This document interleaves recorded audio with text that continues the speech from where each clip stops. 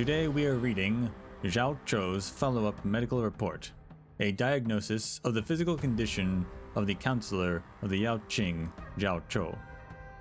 Name, Jiaoqiu. Gender, male. Birthplace, the Yaoqing.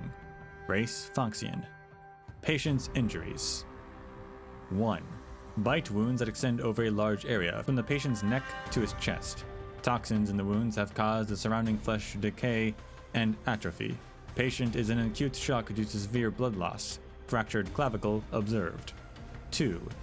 Patient had consumed tumbled dust, resulting in disturbed blood circulation, massive internal bleeding, neurological atrophy, and optic neuropathy, leading to functional blindness.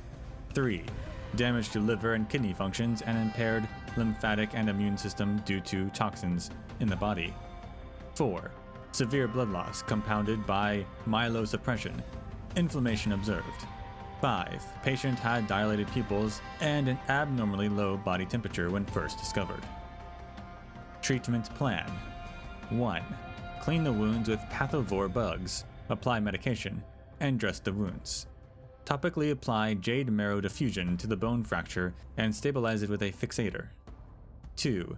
Use concoctive acupuncture to stimulate 36 major and minor acupuncture points, including the Yuji, Zhoufeng, Taichung, and Dazhui.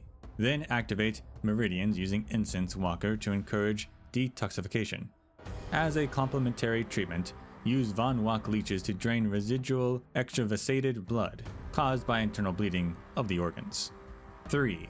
Have the Vajra High Elder personally inject draconic ichor dewdrops, which promote skin and muscle regeneration and healing, into the patient. 4. The patient can also ingest tonics that promote tissue regeneration and have blood nourishment effects. This will help the patient regain his strength. Herbal baths are also recommended to help flush toxins from the body. When taking an herbal bath, the patient should take care to protect the wounds from direct contact with the bath water while immersing his entire body. Current state. 1. Patient is in good spirits and has a good appetite. Although generally sleeping well, he experiences occasional nightmares. Use of dream branch incense to calm the mind is recommended.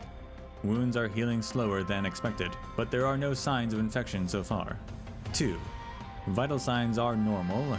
No lycanthropic symptoms have been observed so far. 3.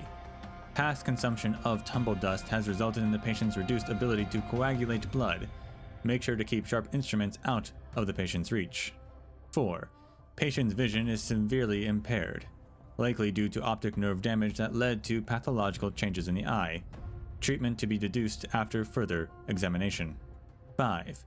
As the patient's condition meets the basic requirements for discharge and he has requested to be discharged, he is now declared medically fit for discharge.